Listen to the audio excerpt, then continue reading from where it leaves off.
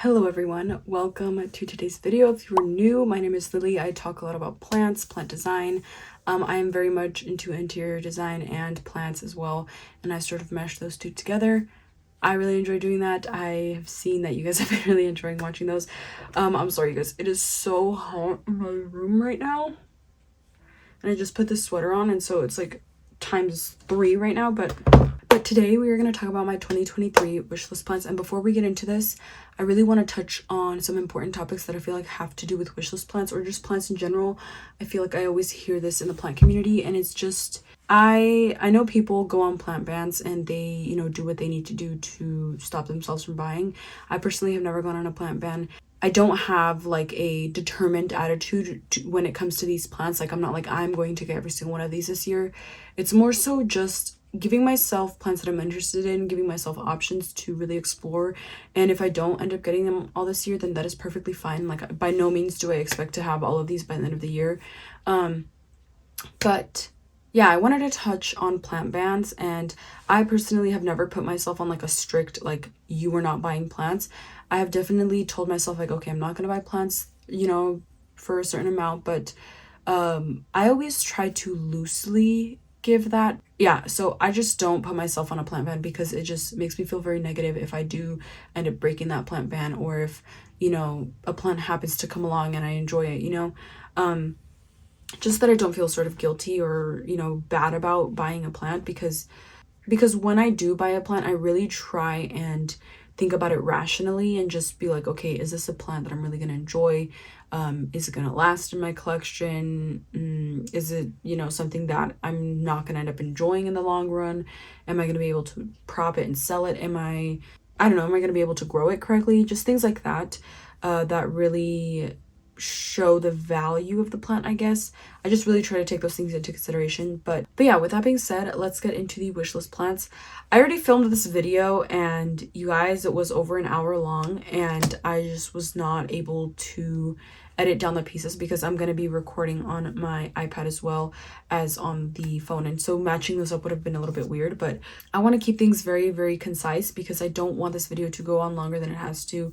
Towards the end of the video, I am going to talk about some plant genuses that I want to get into, or genera that I want to get into, and then also some hobbies maybe. Yeah, so let's get right into the video.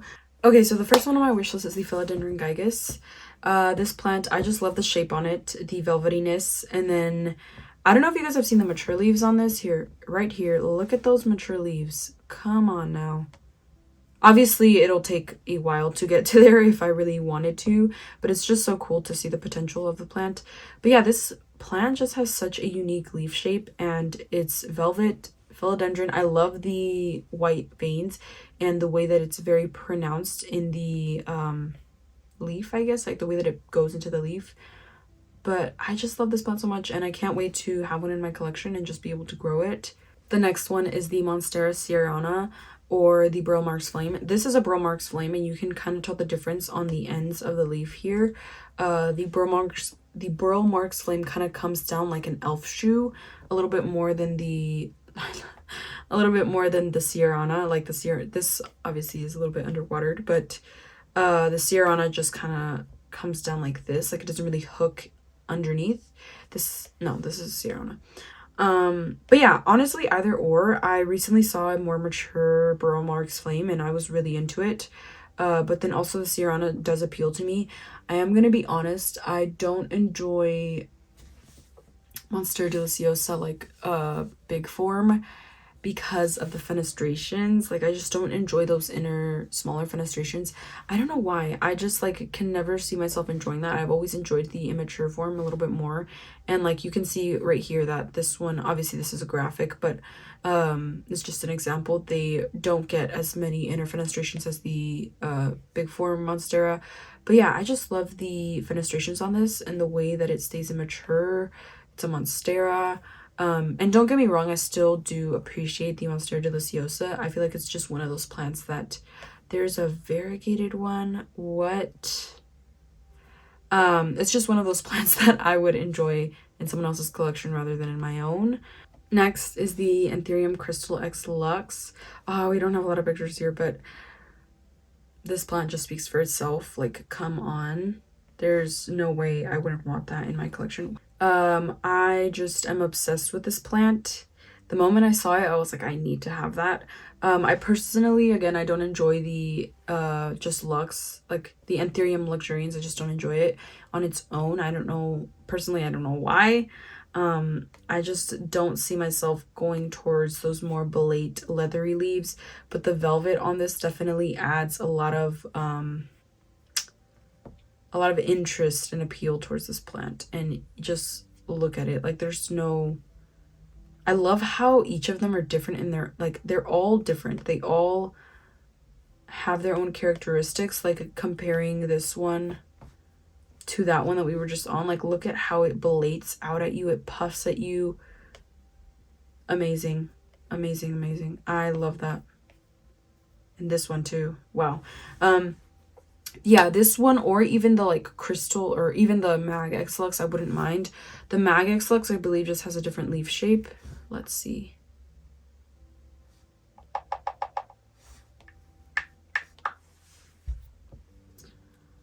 The Mag X Lux, look at that. Yeah, the leaf shape is a lot more slim and like it's still puffy, don't get me wrong, like it's still very round, but it also slims down. I love that. Imagine like a Clarinervium X Lux. Ooh, look at that. I love the way that it like curves at the like end pieces, like right here. Amazing. I love that. Okay. Next up is the Philodendron Florida Beauty. Like, I feel like this plant is another one of those plants that just speaks for itself. When I first saw this plant, I did not like it. Like, I didn't like this glad hands shape. I think this is a hastatum. Not sure, to be honest. Yeah, I don't know what variety of philodendron this is. But like just this shape in general, I never found myself enjoying that. And then I feel like slowly my taste in plants, oh my goodness, like come on, I love that. That's so cool. And I love how the variegation is very yellow tinged, like it's not like a cool tone, or it's not like white, it's very warm. And it varies too, like you can have like this darker, like more like, what would you call it, like bluish green, and then like contrasting with this yellow. It looks amazing. But yeah, I never saw myself enjoying this leaf shape, and over time, honestly, my opinions about certain plants have changed. Like I'd never enjoyed the Begonia Immaculata, but look at that shape. What? That's crazy. The Begonia Immaculata I never really enjoyed, and then I had it, and then oh, someone got it tattooed. What the heck? Okay, I'm getting distracted, but yeah, I didn't enjoy that one. And then now I'm just like, after I've had it, I'm just like, I want it back so bad. Imagine if the leaves stayed like this, like they just turned downwards. That would be so cool. It is the variegated Alocasia Frydek. This plant has been on my wish list ever since I saw it. I've always loved this plant, maybe even more than the like green form one. But this one, the variegation on it is just very unique and different to any other variegation I've seen, to be honest. I think the only plant that I could really compare to would be like the Jose Bono. It's very splashy. It's very splashy and speckled, and just like if you grabbed a paintbrush and just went like right on it, you know, that's exactly what it looks like. And just the different colors that pop up on this, like it's so beautiful. I love this variegation so much. And like the leaf shape, the velvet, and it's an alocasia. Honestly, I feel myself pulling a little bit more towards alocasias now, just because I feel like I'm a chronic overwaterer, and so I feel like alocasias and myself go like hand in hand, even though I don't always keep them happy. But I feel like this is a plant that, look at that. Oh my goodness. Yes, I love this. See, oh, this one probably has a filter on it, but it looks so blue right here. That is insane. Next is the Anthurium Forgetii White Vein, or the silver. I personally have never enjoyed the, just the Anthurium forgetii. And then I saw this one and I immediately, why is there like barely any pictures? I immediately wanted this one like so quickly. Oh wait, that's not a forgetia. You can kind of see it in the background, but it's not really the main plant. Why is there like no, oh god, like this? I love this. This just makes me enjoy the leaf shape and everything about it so much more than just like the regular forgetii. Like even this is a little bit too not silvery. Yeah, I'm very particular about the one that I'd pick, but like this is just so beautiful, and the shape, the velvetiness. Again, most of these are all freaking velvet, so it's insane. But oh my goodness, like look at that. Isn't that just beautiful? That is just out of this world. So yeah, Anthurium forgetii silver. I feel like it would be a perfect fit. Next, number 7 is the Philodendron Glorious. I do have the Splendid, but the Glorious just gives so much more gloriosum in it that I feel like I have to have this in my collection. It is so beautiful. I'm not too into crawlers, or else I think that I would have the gloriosum on this list as well. Yeah, it's something that I haven't really explored in this hobby, but I honestly love this plant so much, and I cannot like, I just love the clean cut look it has, but then it also has that like gloriosum look to it and feel. And then like with the melano in there, it's longer, like it's just so perfect and beautiful. This is definitely another plant that I want to have. I was kind of iffy about putting this on the list as well, because I'm like, I already have the Splendid, like what more could you really want? But the Splendid definitely has a lot more stronger varicosum genes, and so that's one reason why I also want this one, is just because the Splendid brings something a little bit different to the table compared to this. Like they're very similar, don't get me wrong, but this just has such a different feel to it compared to the Splendid. Definitely have to have this in my collection as well. Like, oh my goodness, I love that. Maybe I should bring you guys down. I didn't even realize you guys are so high up. Next is the Philodendron Luxurians. Love the leaf shape. It honestly reminds me, like, not the leaf shape, but the veining reminds me so much of the Grinch, and I love that. Like, that makes me want this plant even more. But like, just look at that. It's so beautiful, and it's almost like furry. I think that's why it gives me that like Grinch feel, because it just looks like fur, like on the veins, and it's velvety, and there's just nothing bad to be said about this plant, because like even the younger leaves, I still love that, even though it's not as bright. I kind of like that like darker furriness going into the leaves, like the darker leaves, or the darker part of the leaves. It's so beautiful, and I swear I'm gonna be full of like velvet leaf philodendrons by the end of this year. But just look at that, like there's just a lot to enjoy about this plant. Next up is a Hoya, the Hoya obovata. This is a plant that I have been looking at for a very long time, and after seeing Charmaine's like her big Hoya obovata, I was like, okay, I need to have this on the list, because I just love the way that I love how thick the leaves are, and it's just like, it's like a hockey puck. It just amazes me, and like I don't own any Hoyas, so I feel like this would be a great one to start out my Hoya journey or whatever. But yeah, just how, like, look at that. It's so cute. I love that. I just want to like squish it and like punch it at the same time, exactly how I feel. But yeah, I just like, to have this plant, I would love it. I think that one reason why I haven't dipped into Hoyas as much is because of all the silveriness that Hoyas have.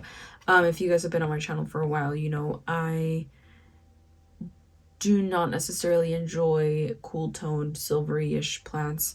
I can handle a little bit of silver, but when it's way too much, like a Baltic blue or something, it just gets it. I don't know what it is about it. It just does not, I don't enjoy it, I don't know how else to describe it. But yeah, this is what is this, 9th one on the list. Look at the little flowers. I feel like Hoyas are so fun too. Oh my god, this reminds me of a kiwi. I feel like Hoyas are so fun because they flower, and their flowers are so unique, and they're very puffy as well, and like I just want to like it's an Orby, you know? You know when you squeeze an Orby? That's exactly what I want to do to a Hoya flower. I feel like that would be so satisfying. Okay, enough about that one. Next is the Monstera Thai Constellation. This one I was honestly contemplating not even keeping on the list, and I'm going to keep this very short and concise because I like this plant. I love the variegation on it. I love the specklediness, but I don't like that I don't like the fact that it's a Monstera deliciosa. Just because again, those big mature leaves I don't think I would really enjoy. Although I've heard that these are pretty slow growing. Like this I would not mind at all. Like even like that is okay to me. Like I don't mind that. But when it gets to like those big giant leaves, I just don't know how I would feel about it. I am willing to give it a shot, and it's definitely on my list and on my radar, but I just am not, this is one that I'm not like trying to pursue. It's just sort of in the back, on the back burner, I would say. But just I'll also the white monster. I recently learned about this one and I didn't even know what it was. But like Jesus. Jeez. This one I honestly don't enjoy as much. I would definitely enjoy it if it had a little bit more splash.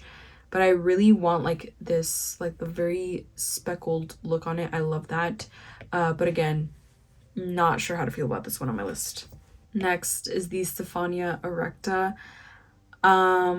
I think that anything Stephania, I just love the leaves of like even this, even though it's a little bit silvery, it's fine.